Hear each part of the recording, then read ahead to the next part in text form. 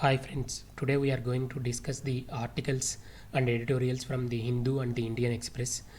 Please pause for a moment and go through the questions. At the end of the video, question yourself to check whether you can answer all these questions. Then only you can feel that you have listened to the video effectively.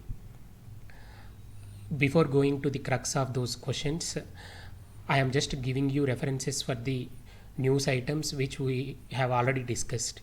Nepal fast tracks map bill brings it to the upper house amid calls for talks. What happened was Nepal has passed the bill in the lower house. The bill contains that Kalapani, Limpiadra, Lipulek, that triangular region is part of Nepal. So now they are going to place that in upper house, and there also if it gets passed, this thing will be part of the constitution, so that the dispute becomes difficult to resolve between India and Nepal. Please refer to the Focus 2020 India Nepal Kalapani issue video to get the entirety of the issue. Okay, then there was one more news item in Saturday, that is on 13th. Your YouTube account is in demand, not just among your friends. This news item says that YouTube accounts are being hacked, and then these accounts are kept for sale in the dark web. So in this context, it is pertinent to know about the dark web. To know about dark web in detail, please refer to our video related to June 2nd newspaper analysis video at particular timestamp. Okay, now the first issue we are going to discuss here is how systemic exclusion can lead to poverty. So the question statement is poverty is the result of systemic exclusion. In this context, you should first know the definitions of the terms poverty and systemic exclusion, and then relate both of them, and then put forward your arguments. That makes a logically brought out the answer. Okay, then the first thing is poverty means lack of access to resources. I am saying that the main reason is systemic exclusion. What do I mean by systemic exclusion? That means certain sections of the society are excluded from the system because of lack of certain safeguards. Especially there are no safeguards which are explicitly to be provided.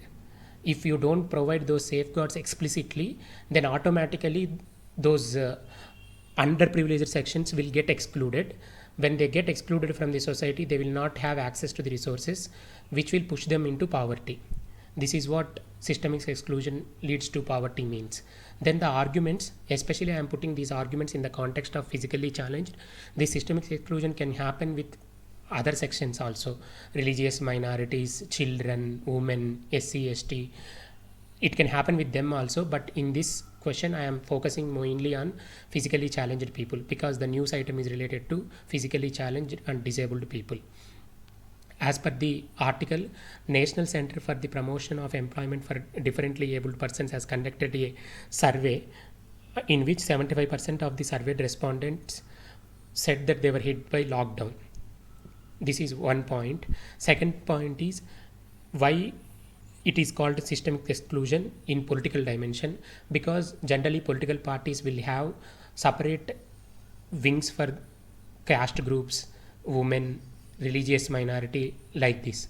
But unfortunately there is no special group, special wing in many of the major political parties for the differently abled people.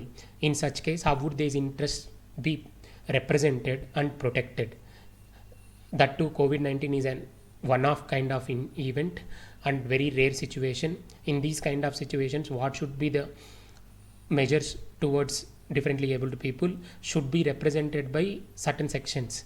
So that is not being represented in the political parties. Then students are being excluded because physically challenged people and visually challenged people, hearing impaired people, many of them will have their own set of challenges to listen to the online classes and learn. That is why we have to come up with separate measures, friendly learning friendly measures, to bring them into the mainstream and impart good learning things for the differently able people. And at the same time, now they may have difficulty in getting scribes for their exams. Because of this corona related threat, the scribes may not come forward to write the exams.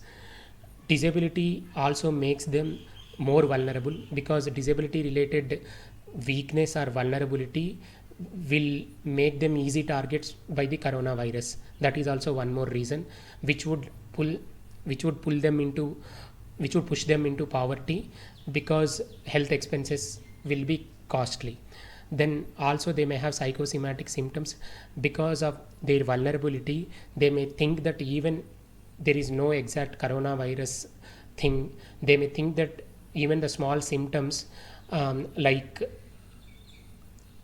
cough and lack of digestion, so these things may be interpreted as symptoms related to COVID-19, though it is not actually because of COVID-19.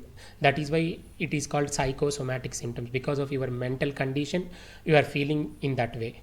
Then social distancing during corona can deprive them of the assistance. For example, if they themselves are affected by corona, in the isolation centers, if the isolation centers are not friendly for the disabled people, and if they don't provide any assistance because of the social distancing norms, then their condition will be much more worse compared to the normal people.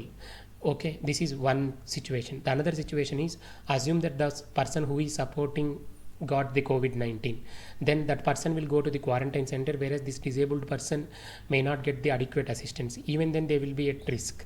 So these are the ways by which currently the disabled people got excluded due to lack of explicit safeguards to protect them. That makes them more vulnerable. This is what I told in the statement. That makes them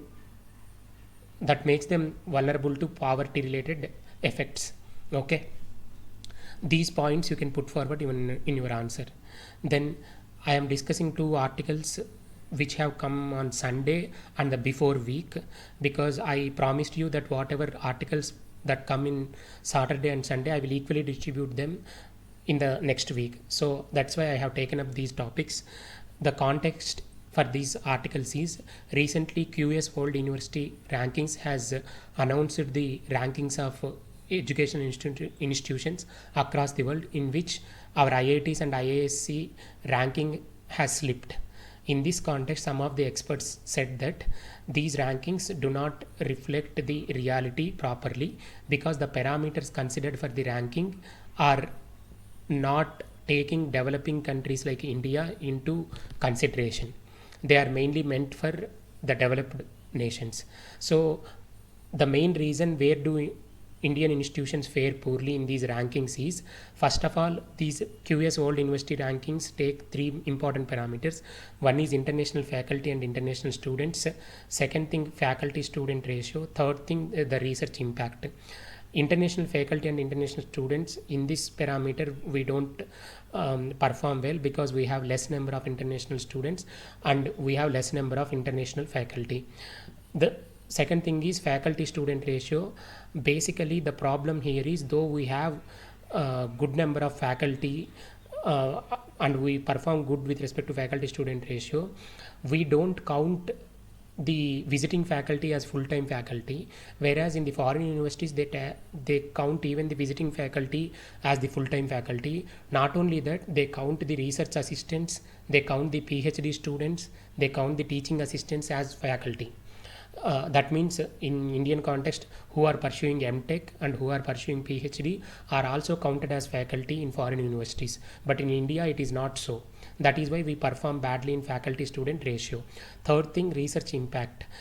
The research impact, we are performing better compared to earlier years, but the point is still there is a perception bias, because of which we perform badly in this research impact. I would discuss some research related stats so that you will also appreciate that Indian institutions are improving in the research thing, that I will discuss in the next slide.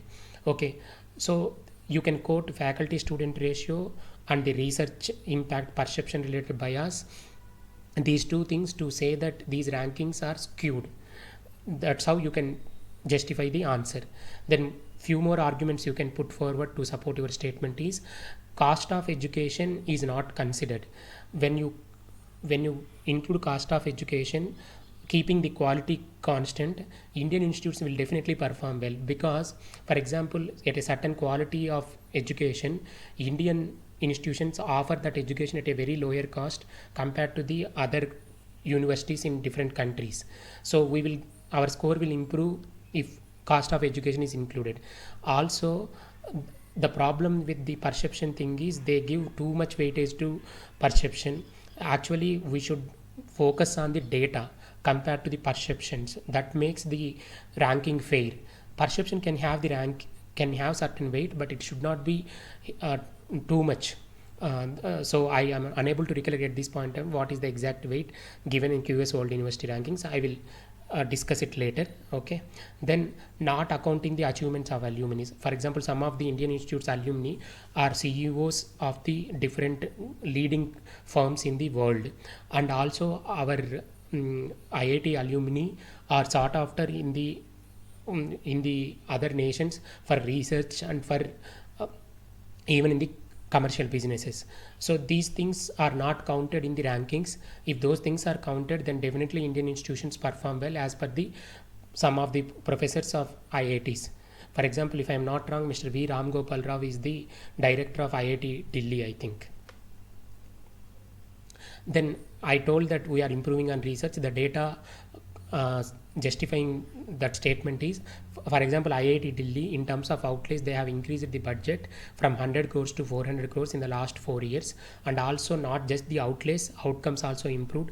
Every year 20% increase in citations. Citations means, for example, if I write a research paper, if this research, if my research paper is used for the further research, the person who has used my research should cite my research paper.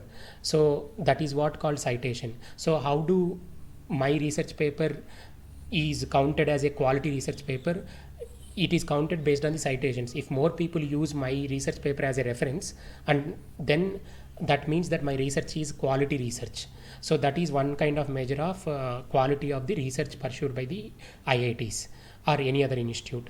So by providing these two data, you can justify that Indian institutes are doing well. Most of the times we keep hearing that Indian institutes don't perform well in R&D, but you can counter that by providing this data. So what is the way forward now? So as per the IIT professors, India should conduct a branding campaign across the world, like we conduct for tourism, Incredible India. In a similar way, we have to do for our Indian education also. Also, we can collaborate with the global media like CNN and BBC to promote our education. And also, we have National Institute of Ranking Framework, which many of the institutes in the India consider as a fair and better way of ranking, because they consider more data and less weight to the perception. So we can, NIRF can influence the QS kind of ranking agencies by partnering with them and by morally persuading them. So this is the way forward. Now I am going to discuss center-state financial relations. This is related to a question where I told that union government has to walk a tightrope to ensure the fiscal prudence at the same time while maintaining the ideals of cooperative federalism.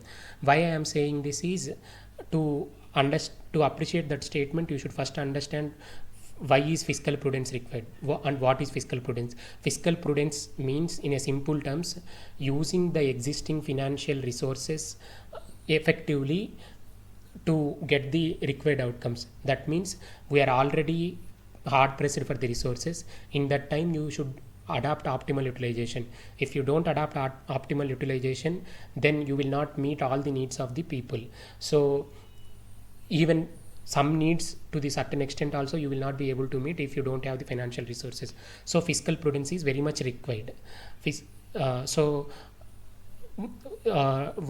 more arguments why fiscal prudence is required at this point of time is, I told hard pressure for resources. Second thing is, earlier NK Singh committee has recommended that union government has to restrict its debt to GDP ratio at 40%. State governments have to restrict their debt to GDP ratio to 20%. So overall it should be 60% debt to GDP ratio. But the otherwise what happens, what happens is it may lead to rupee devaluation, because to fund your needs you may have to borrow from the foreign countries. When you are demanding more foreign currency, which will you have to shell out in exchange more rupees.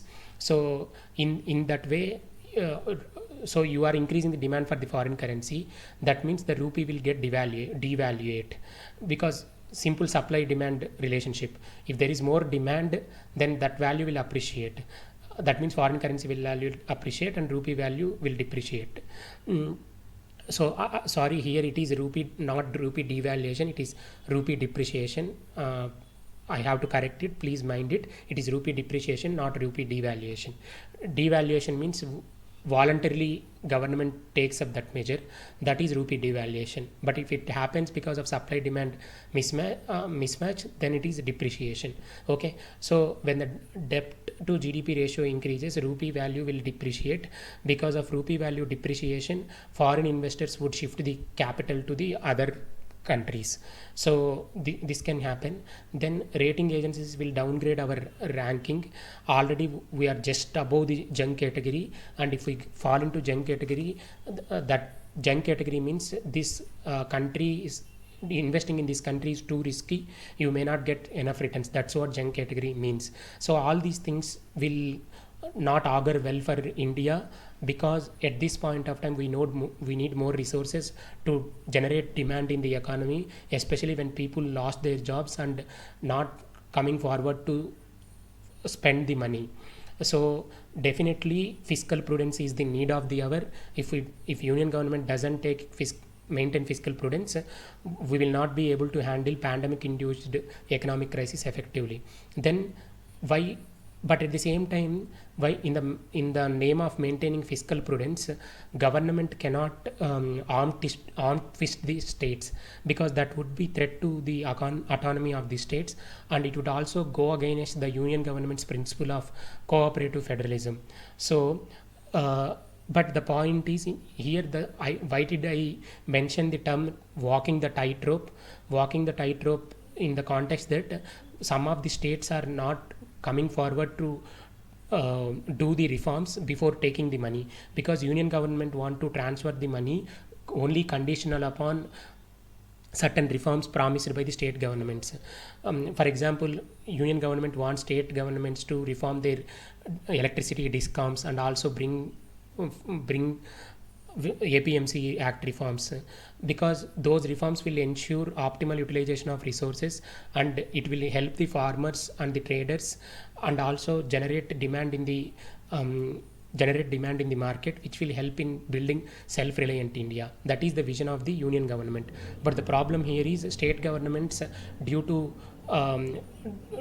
their own pressures from the opposition parties in their states, because the prices of electricity is very sensitive, because if the prices are increased at this point of time during lockdown, when people don't have enough employment, then it may not good for their political career, because next time when they go for elections, people may not vote for them. So they are sensitive to that concerns. That is why state governments are not willing to bring these reforms. But keeping this as excuse, union government cannot withhold the payments. If they withhold the payments, ultimately it is the people who are going to suffer. That is why union government has to adopt a moral persuasion approach in convincing the states to bring these reforms. Okay, then also one more thing they can do is GST compensation payments are overdue. Union government